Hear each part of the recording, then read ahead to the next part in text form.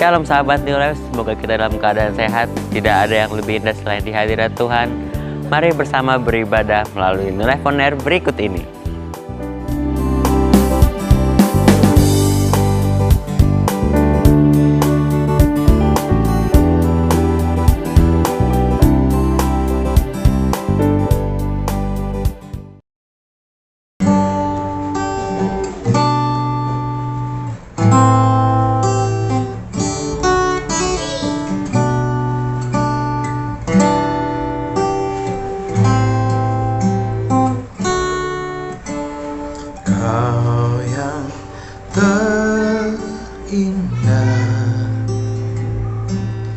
Di dalam hidup ini tiada Allah Tuhan yang seperti Engkau, besar perkasa penuh kemuliaan. Kau yang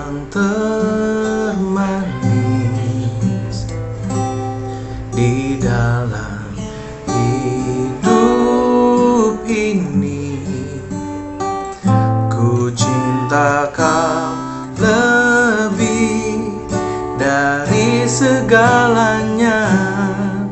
Besar kasih setiamu kepadaku, ku sembah Kau ya Allahku.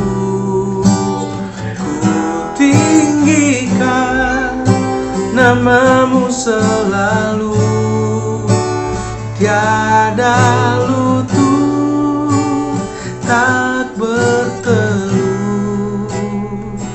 menyembah Yesus Tuhan Rajaku. Ku sembah Kau ya Allahku, ku tinggikan namamu selalu. Semua lidah kan mengaku, Engkaulah Yesus Tuhan Rajaku. Engkaulah Yesus Tuhan Rajaku.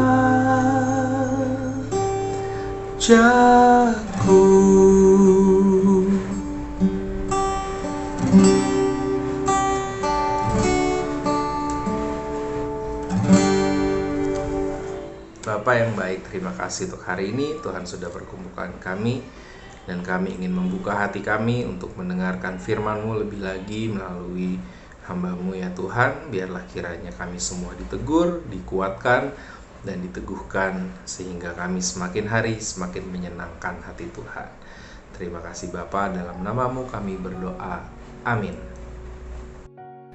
Salam sejahtera di dalam Tuhan Yesus Kristus. Kembali New Life On Air akan menyampaikan renungan dari firman Tuhan yang kita percaya akan memberkati kita semua.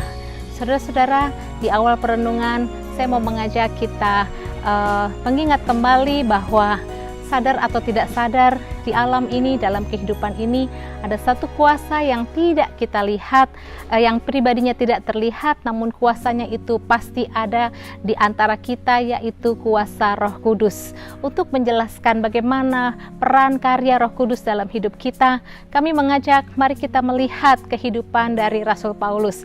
Diawali dengan pertanyaan, siapa Rasul Paulus bagi saudara? Rasul Paulus menulis surat-surat yang ada dalam Alkitab, 13 surat dia tulis. Dan Rasul Paulus sejak dia ada sampai hari ini, pengajarannya, perumusannya, teladannya menjadi pegangan dari kita semua orang-orang percaya, karena dia mengajarkan nilai-nilai apa yang Tuhan Yesus ajarkan di muka bumi kepada kita. Nah saudara, mari kita lihat ayat Alkitab yang diambil dari Kisah Para Rasul 9 ayat 1 sampai 18. Kisah Para Rasul 9 ayat 1 sampai 18. Mari kita membaca firman Tuhan. Sementara itu berkobar-kobar hati Saulus untuk mengancam dan membunuh murid-murid Tuhan. Ia menghadap imam besar dan meminta surat kuasa daripadanya untuk dibawa kepada majelis-majelis Yahudi di Damsyik, supaya jika ia menemukan laki-laki atau perempuan yang mengikuti jalan Tuhan, ia menangkap mereka dan membawa mereka ke Yerusalem. Dalam perjalanannya ke Damsyik, ketika ia sudah dekat kota itu, tiba-tiba cahaya memancar dari langit mengelilingi dia. Ia rebah ke tanah dan kedengaranlah olehnya suatu suara yang berkata kepadanya, "Saulus, Saulus, mengapakah engkau menganiaya aku?" Jawab Saulus, "Siapakah engkau Tuhan?" Katanya, "Akulah Yesus yang kau aniaya itu. Tetapi bangunlah dan pergilah ke dalam kota, di sana akan dikatakan kepadamu apa yang harus kau perbuat." Maka terbangun-bangunlah teman-temannya seperjalanan, karena mereka memang mendengar suara itu, tetapi tidak melihat seorang juga pun. Saulus bangun dan berdiri lalu membuka matanya, tetapi ia tidak dapat melihat apa-apa. Mereka harus menuntun dia masuk ke Damsyik. 3 hari lamanya ia tidak dapat melihat, dan 3 hari lamanya ia tidak makan dan minum. Di Damsyik ada seorang murid Tuhan bernama Ananias. Firman Tuhan kepadanya dalam suatu penglihatan, "Ananias," jawabnya, "Ini aku Tuhan." Firman Tuhan, "Mari pergilah ke jalan yang bernama Jalan Lurus dan carilah di rumah Yudas seorang dari Tarsus yang bernama Saulus. Ia sekarang berdoa, dan dalam suatu penglihatan ia melihat bahwa seorang yang bernama Ananias masuk ke dalam dan menumpangkan tangannya ke atasnya supaya ia dapat melihat lagi."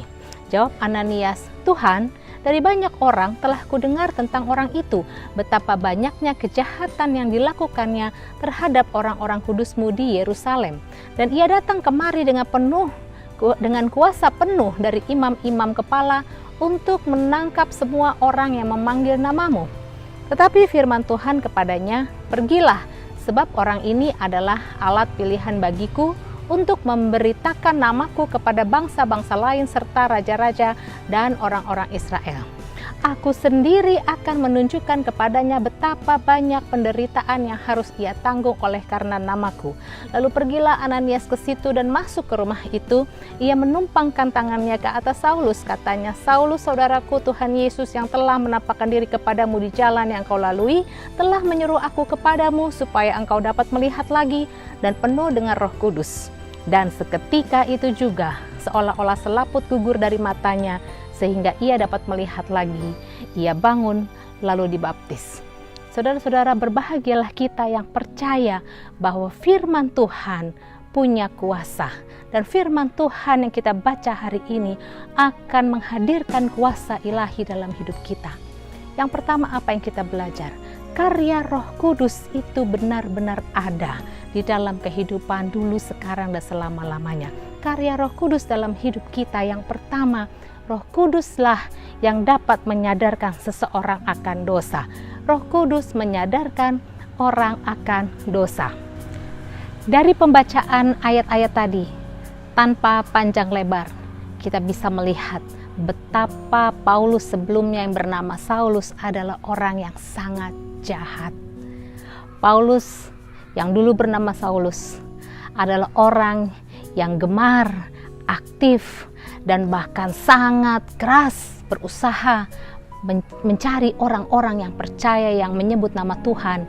Dia mau menangkapnya dan membunuh mereka yang menyebut nama Tuhan. Siapakah Saulus? Saulus adalah seorang yang paling benci kalau nama Tuhan Yesus dimuliakan. Saulus adalah orang yang berada di luar jalan kebenaran. Hari ini, siapa orang yang saudara merasa orang itu sulit sekali untuk bertobat, orang itu jahat sekali, orang itu jauh dari Tuhan, orang itu merugikan saudara, orang itu merugikan orang banyak dengan caranya? Dia sangat jahat, bukan saja dapat membunuh jasmani, tapi membunuh mental, membunuh kesehatan jiwa seseorang. Saudara, adakah orang-orang seperti itu dalam hidup saudara? Saudara mungkin sudah lelah. Bagaimana berdoa? Bagaimana mengajarkan dia? Bagaimana mendidik seseorang? Atau bagaimana membawa seseorang ini agar percaya kepada Tuhan dan hidup dalam kebenaran atau hidup bertobat. Bagaimana seseorang lepas dari kuasa jahat, bagaimana seseorang ini dalam hidup saudara bisa lepas dari percabulan, perzinahan, penipuan, dan sebagainya. Saudara, kita lihat Saulus yang begitu jahat. Lihat ayat yang pertama. Sementara itu berkobar-kobar hati Saulus untuk mengancam dan membunuh murid-murid Tuhan. Ia menghadap imam besar. Ayat yang keempat. Ia rebah ke tanah dan kedengaranlah olehnya suara yang berkata kepadanya, Saulus, Saulus, mengapakah engkau menganiaya aku? Tidak ada orang yang mungkin zaman itu dapat mempertobatkan Saulus. Bahkan dari ayat tadi kita lihat, confirm ya saudara, bahwa Saulus menghadap imam besar untuk mendapat surat kuasa.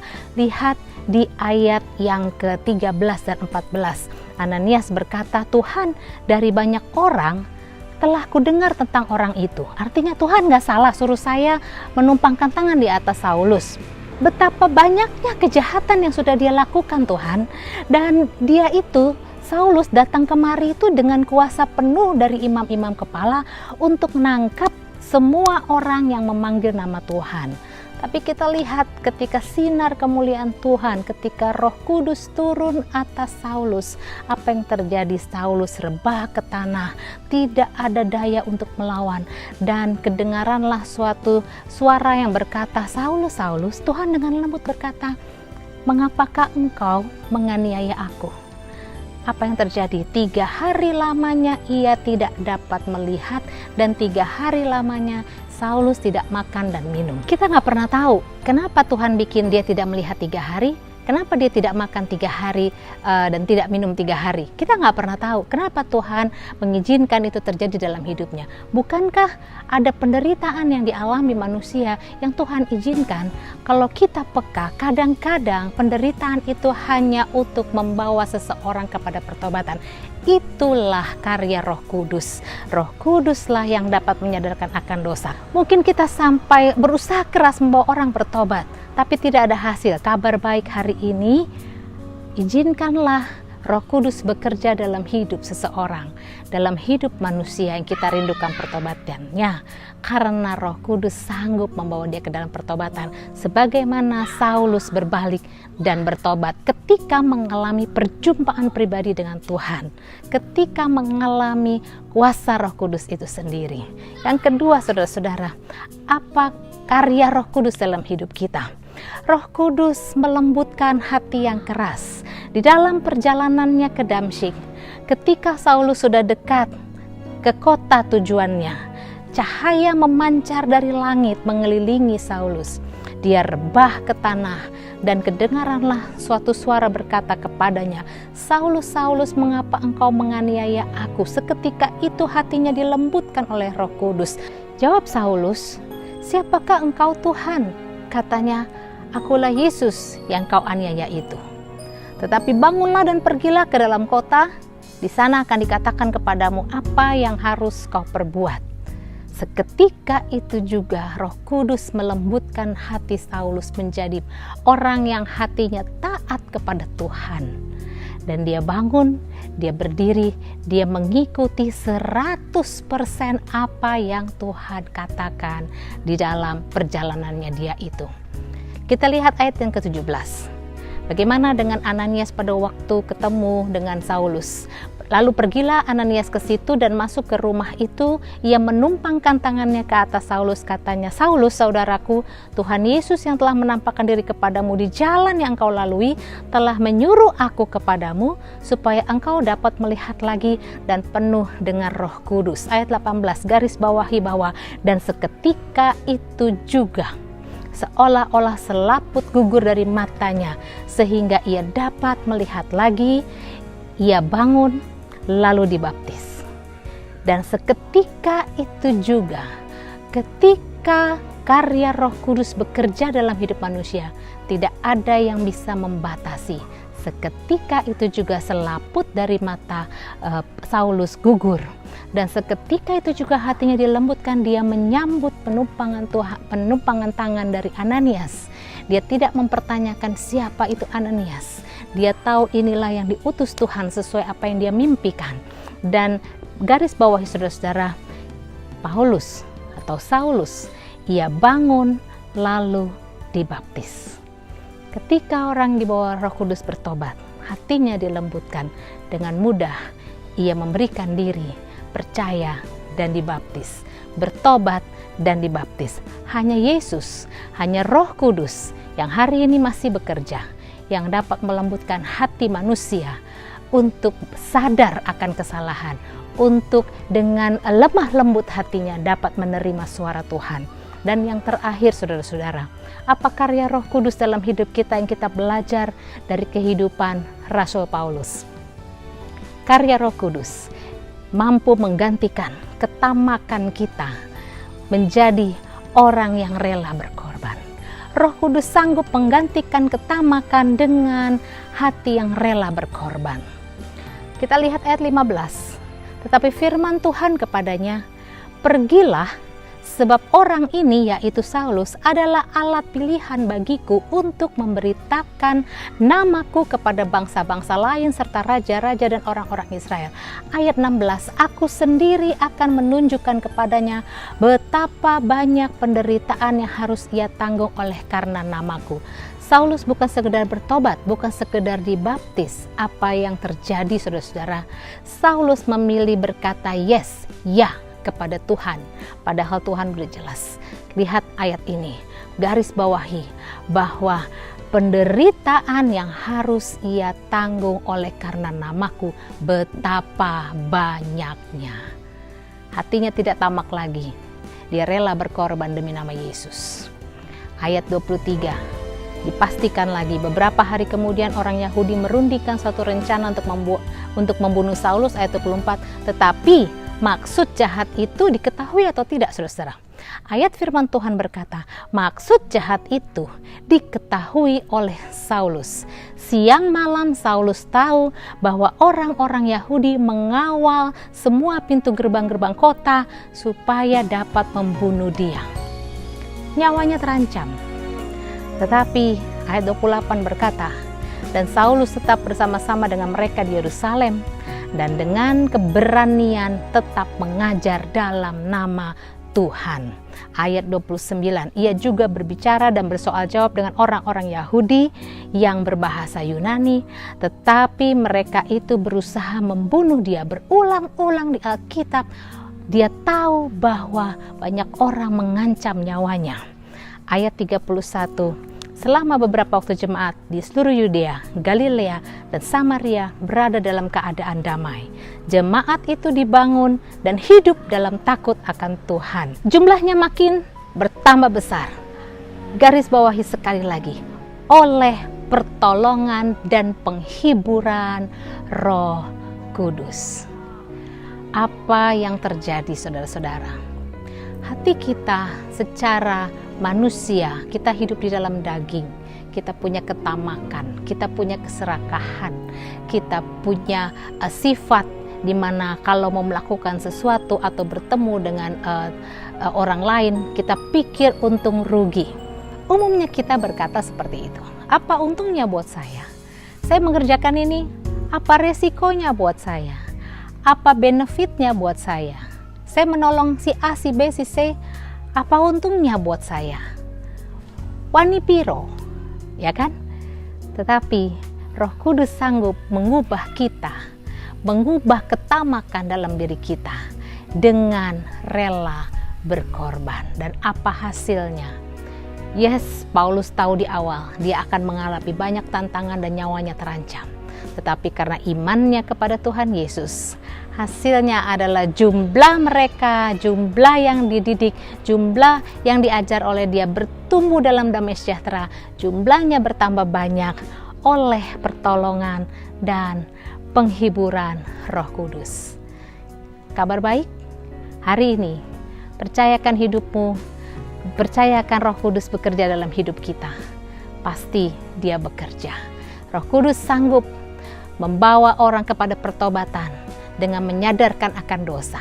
Roh Kudus sanggup melembutkan hati yang keras, dan Roh Kudus sanggup mengubahkan ketamakan menjadi rela berkorban.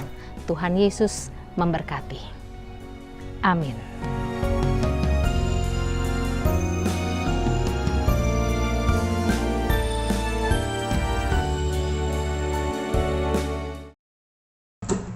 Mari kita sama-sama satukan hati kita untuk memuji dan menyembah Tuhan kita, dan katakanlah, Dialah sumber kuat kita. Hanya Kau milikku di surga, tiada yang ku ingini di bumi, hanya Kau.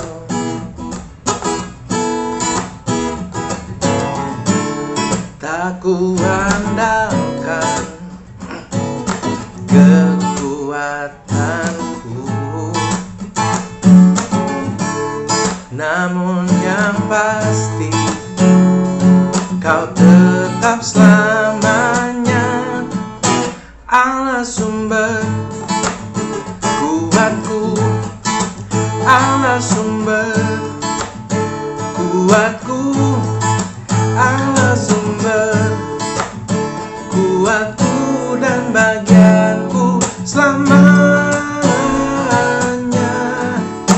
Allah sumber kuatku, Allah sumber kuatku, Allah sumber kuatku dan bagianku selamanya.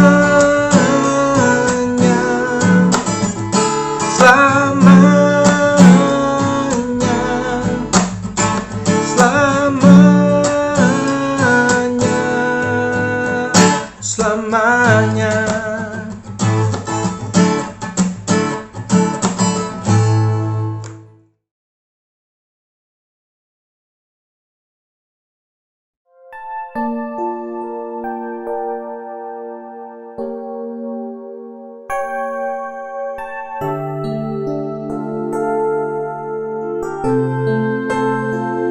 Bapa di surga, kami mengucap syukur atas setiap lagu pujian yang telah kami naikkan dan firman Tuhan yang telah kami dengar. Kiranya Tuhan memberkati setiap orang yang telah mengikuti New Life on Air ini. Kami bersyukur untuk segala hal yang baik yang Engkau limpahkan dalam kehidupan kami. Engkau Allah yang kudus, Allah perisai dan panci keselamatan kami. Kami berdoa di dalam nama Tuhan Yesus, Tuhan menolong setiap orang yang membutuhkan pertolongan Tuhan untuk setiap beban-beban yang sedang dialami. Tuhan, kami bersyukur untuk negara Republik Indonesia yang diberkati. Berikanlah hikmat kebijaksanaan bagi seluruh pemimpin negeri kami. Berkatilah pelayanan para hamba Tuhan di seluruh Indonesia, agar pelayanan yang mereka lakukan dapat membawa jiwa-jiwa kepada pengenalan akan kasih Tuhan Yesus yang menyelamatkan. Berikanlah kekuatan, kesehatan, dan perlindungan kepada kami semua dalam mengerjakan amanat agung Tuhan Yesus, yaitu menjadikan segala bangsa murid Tuhan. Kami berdoa agar setiap umat-Mu dilimpahkan damai sejahtera dan sukacita. Di dalam nama Tuhan Yesus, Juru Selamat kami yang hidup, kami berdoa dan mengucap syukur. Haleluya, amin. Bapa kami yang di surga, dikuduskanlah nama-Mu, datanglah kerajaan-Mu, jadilah kehendak-Mu di bumi seperti di surga. Berikanlah kami pada hari ini makan kami yang secukupnya, dan ampunilah kami akan kesalahan kami seperti kami juga mengampuni kesalahan kami. Dan janganlah membawa kami ke dalam pencobaan, tetapi lepaskanlah kami daripada yang jahat, karena Engkau-lah yang punya kerajaan dan kuasa dan kemuliaan sampai selama-lamanya. Saudara-saudara yang terkasih, terimalah berkat Tuhan. Segala berkat ini akan datang kepadamu dan menjadi bagianmu jika engkau mendengarkan suara Tuhan Allahmu. Diberkatilah engkau di kota dan diberkatilah engkau di ladang. Diberkatilah buah kandunganmu, hasil bumimu dan hasil ternakmu. Diberkatilah bakulmu dan tempat adonanmu. Diberkatilah engkau pada waktu masuk dan diberkatilah engkau pada waktu keluar. Amin.